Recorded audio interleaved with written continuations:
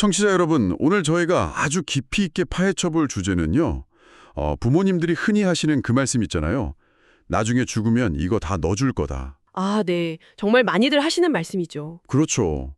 되게 훈훈하고 사랑이 넘치는 말처럼 들리는데 사실 이게 평생 일군 자산을 절반 가까이 허공에 날려버릴 수 있는 가장 치명적인 재무적 실수라면 여러분 믿어지시나요? 아마 깜짝 놀라실 분들 많을 겁니다. 네. 그래서 오늘 심층 탐구 시간에서는요. 강철민 대표의 분석 자료들을 바탕으로 그냥 막연하게 유산을 물려주는 게 아니라 자녀한테 실질적인 부의 시스템을 전수하는 치밀한 전략에 대해 파헤쳐 보려고 합니다.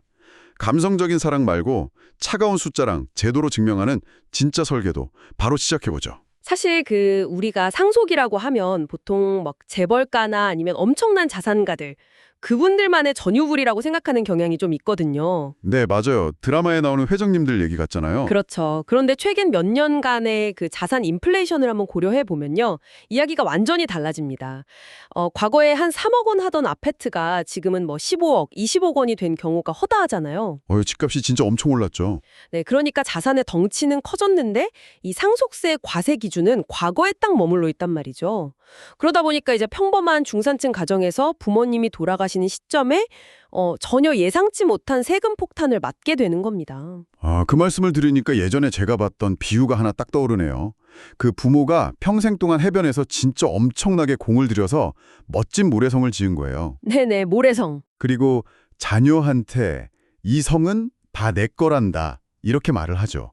그런데 그 모래성을 바닷물, 그러니까 파도가 닿는 아슬아슬한 위치에 그냥 방치해 둔 겁니다. 아, 파도가 닿는 곳에요? 네. 그래서 부모가 떠나고 자녀가 그 성을 온전히 딱 가지려고 하는 순간 그 세금이라는 거대한 파도가 쏴 밀려와서 성의 절반을 순식간에 쓸어가 버리는 셈인 거죠. 와, 그 비유가 진짜 지금 현상을 아주 정확하게 짚어냈네요. 막연히 끝까지 자산을 쥐고 있다가 나중에 한 번에 넘겨주겠다 이런 발상은 그 세금이라는 파도의 파괴력을 전혀 계상하지 않은 거거든요. 그러니까 온전히 물려주려면 파도가 안 닿는 내륙에다가 미리 벽돌로 집을 지어줬어야 하는 거네요. 바로 그겁니다. 강철민 대표 자료를 관통하는 핵심 철학이 그거예요. 부모가 주어야 할 건 나중에 한 번에 쥐어줄 거대한 현금 다발이 아니라 자녀 명의로 아주 일찍부터 돌아가기 시작하는 독립적인 자산 시스템이라는 거죠. 그렇다면 그 파도를 피해서 내륙에 집을 짓는 작업, 그러니까 가장 안전하게 자산 시스템을 구축하는 타이밍은 대체 언제부터 시작되어야 하는 건가요? 빠를수록 좋죠. 구체적으로 말씀드리면 자녀가 태어난 직후, 그러니까 미성년자 시기부터 당장 시작하셔야 합니다. 태어나자마자요? 네, 현행 증여세법을 보면요. 10년 단위로 미성년자한테는 2천만 원, 그리고 성인이 된 후에는 5천만 원까지 세금 없이 합법적으로 자산을 이전할 수 있거든요. 10년마다 한도가 리셋이 되는 거군요. 맞습니다.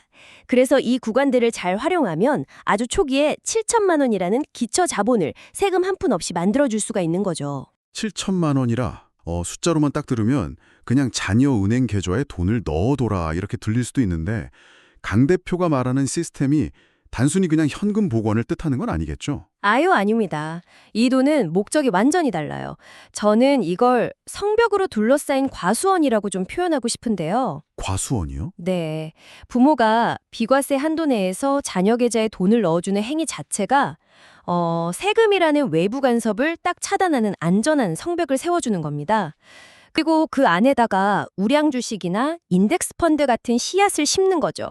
돈을 가만히 두는 게 아니라 씨앗을 심어서 굴려야 한다는 거네요. 그렇죠. 여기서 중요한 건 그 안에서 열리는 과일, 그러니까 이자나 배당 수익, 또 자산의 가치 상승분에 대해서는 정부가 세금을 안 떼어가거나 나중에 최소한으로만 과세한다는 점이에요. 복리가 세금 저항 없이 온전히 굴러가는 과수원이라는 거군요. 네, 시간의 복리가 그 안에서 스스로 쑥쑥 자라게 되는 거죠. 근데 여기서 제가 좀 아주 현실적인 의문이 하나 드는데요. 책상머리 경제교육보다 이 계좌 하나가 아이한테 경제적 시야를 열어준다고들 하잖아요. 네, 보통 그렇게 얘기하죠. 근데 솔직히 한 7살, 10살짜리 아이가 막 비과세 복리 효과, 배당 수익률 이런 거 이해할 리가 없잖아요. 아이들 관심사는 그냥 게임기나 장난감이지 주식 계좌에 찍힌 숫자가 아니란 말이죠. 아, 그렇죠. 애들은 숫자에 관심 없죠. 그러니까요. 이걸 어떻게 아이 머릿속에 실제로 와닿는 경제관념으로 심어줄 수 있다는 건가요? 자칫하면 그냥 부모 혼자서 계좌 굴려놓고 아, 뿌듯하다 이러고 끝나는 거 아닐까요? 아주 날카롭고 현실적인 지적입니다. 그냥 단순히 계좌 잔고 보여주면서 야, 돈 불어나는 거 보이지? 이러는 건 아이한테 아무런 감흥도 못 줘요. 여기서 부모의 구체적인 경험 설계가 좀 필요합니다. 경험 설계요? 어떻게 하는 건데요? 예를 들어서 아이가 엄청 좋아하는 게임 회사나 장난감 회사 주식을 그 과수원 안에 심어두는 겁니다. 그리고 연말에 그 회사에서 배당금이 탁 나오면 부모가 그 돈을 찾아서 자녀랑 같이 직접 장난감을 사러 가는 거예요. 아, 내가 심부름해서 번 돈이나 부모님이 그냥 준 용돈이 아니라 내 과수원 나무가 열매를 맺어서 그걸로 장난감을 샀다. 이걸 시각적으로 딱 보여주는 거군요. 맞습니다. 바로 그거예요. 네가 가진 자본이 스스로 일을 해서 너한테 장난감을 벌어다 주었다. 이 인식을 뇌리에 콱 심어주는 겁니다. 와, 그거 진짜 충격적이겠네요, 아이 입장에서는. 그렇죠. 보통 소비자는 돈의 목적을 무조건 지출에 두거든요. 돈 생기면 뭐 살까? 이것만 고민하잖아요. 근데 이런 경험을 어릴 때부터 반복한 자녀는 자본주의의 생산자 마인드를 갖게 됩니다. 돈의 목적을 소비가 아니라 증식에 두게 된다는 거네요. 네, 내 자본을 어떻게 일하게 만들까를 고민하게 되는 거죠. 내가 직접 일하지 않아도 자본이 스스로 가치를 만들어내는 걸 몸으로 체득한 아이는 이 세상을 바라보는 해상도 자체가 아예 달라집니다. 소비의 주체에서 자본의 소유자로 시점이 싹 전환되는 거네요. 와, 확실히 그렇게 돈이 돈을 버는 구조를 깨달으면 진짜 평생 가는 무기가 되겠습니다. 자, 그럼 그렇게 정성껏 과수원을 갖고서 아이가 드디어 성인으로 자랐습니다. 네, 이제 본격적인 시작이죠. 오늘 다룬 두 번째 전략, 그 경제적 갑옷 이야기가 나옵니다. 제도를 잘 활용하면 최대 3억 2천만 원까지 세금 없이 지원할 수 있다는데 이게 구체적으로 어떤 구조인가요? 현행 세법에서는요, 성인이 된 자녀한테 기본적으로 5천만 원까지는 증여세가 공제됩니다. 근데 여기에 혼인신고일 전후 2년, 혹은 자녀 출생일로부터 2년 이내에 직계존속한테 증여를 받으면 1억 원을 추가로 공제해주는 제도가 생겼어요. 아, 그러니까 결혼이나 출산 앞둔 자녀한테 부모가 기본 5천에 추가 이렇게 해서 1억 5천만 원까지 세금 없이 줄 수 있는 거군요. 네, 맞아요.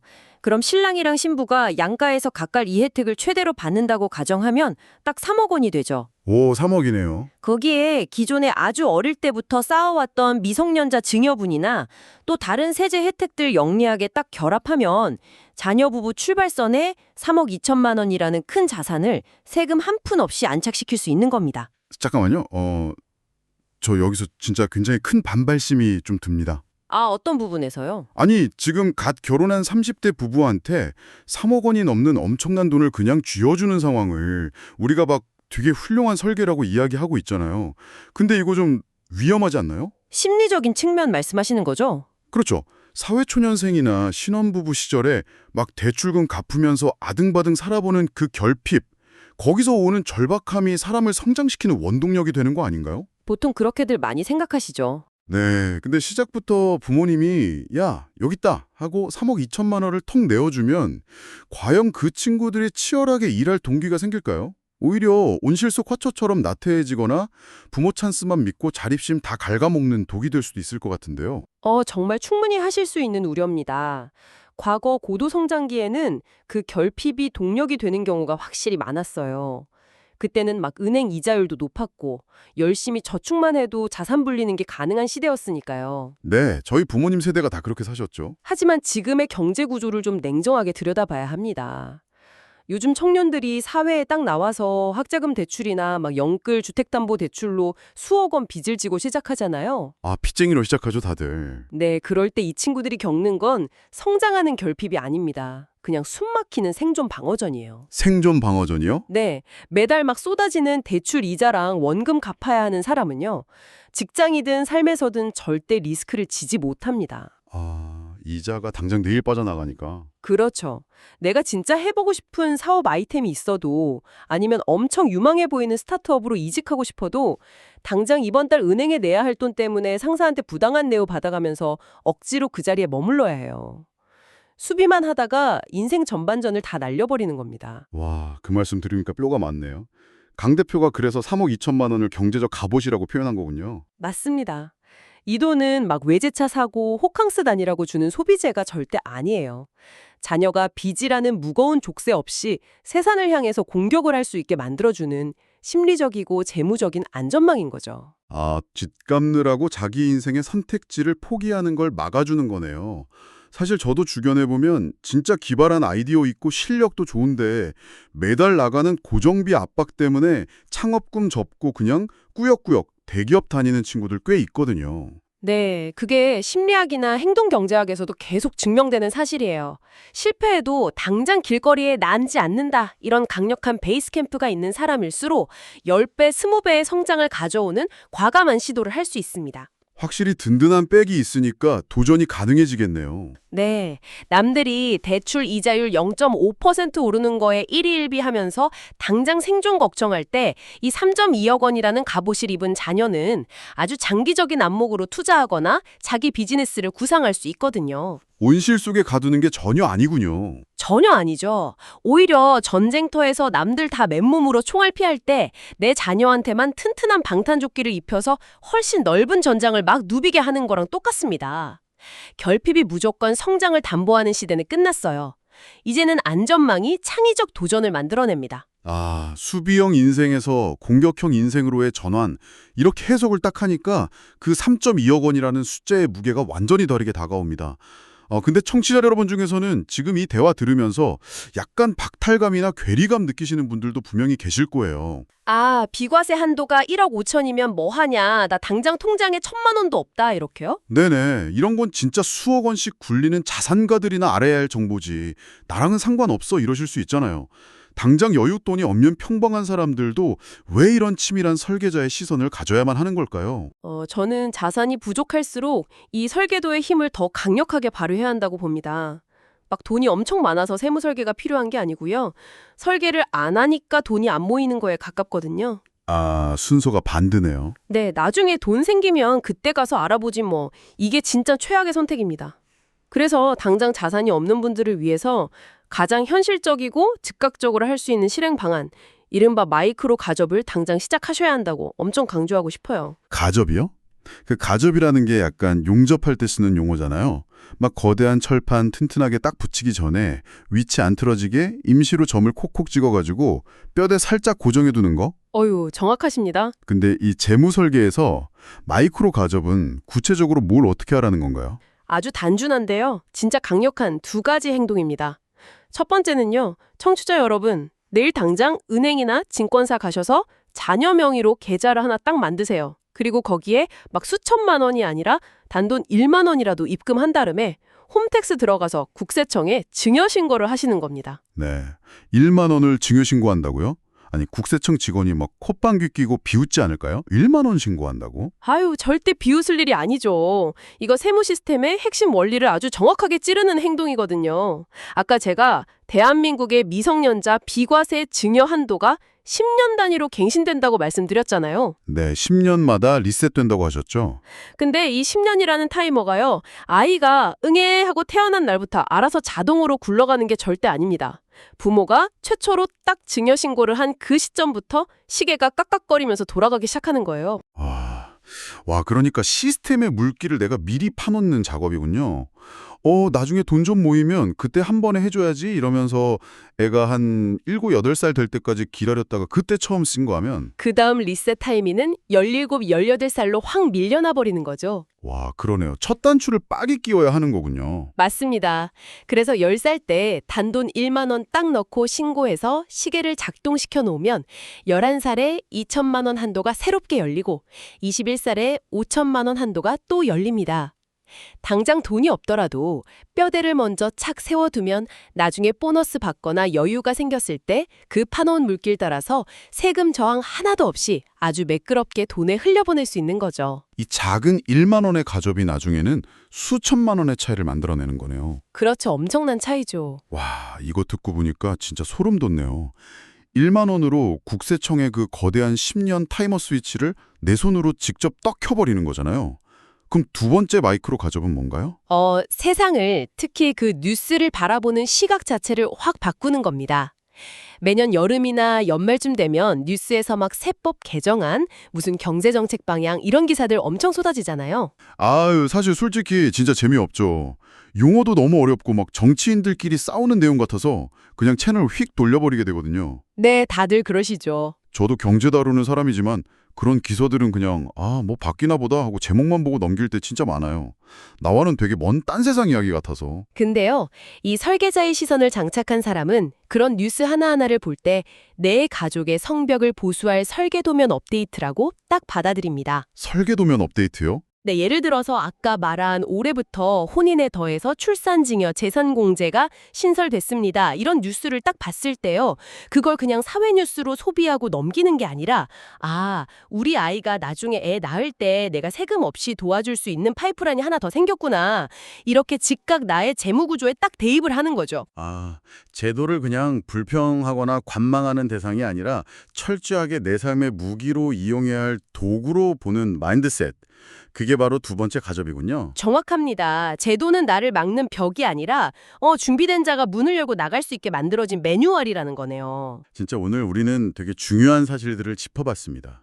자녀한테 진정한 부를 전수한다는 건 그냥 사랑한다는 말과 함께 통장 비밀번호 딱 알려주고 끝나는 게 아니라는 것을요. 네, 정말 차원이 다른 얘기죠. 세금이라는 그 필연적인 파도를 피할 수 있는 안전한 지리적 위치를 찾고 비과세라는 튼튼한 성벽을 치고 그 안에서 시간의 복리가 스스로 일하게 만드는 진짜 치밀한 기획의 산물이었습니다. 맞습니다. 7천만 원이나 3.2억 원 같은 숫자는 결국 결과론적인 수치일 뿐이에요. 그 핵심에는 사랑하는 가족을 이 험난한 자본주의 시스템 속에서 제대로 지켜내기 위해서 감정에 막 호소하는 대신에 가장 이성적이고 차가운 법률과 제도를 파고들어서 완벽한 방패로 딱 만들어낸 그 부모의 진짜 치열한 사랑이 담겨 있는 겁니다. 자, 오늘 다룬 이 놀라운 통찰들을 바탕으로 청취자 여러분이 스스로 고민해 보실 만한 질문을 제가 하나 툭 던지면서 오늘 심층탐구 마무리하겠습니다.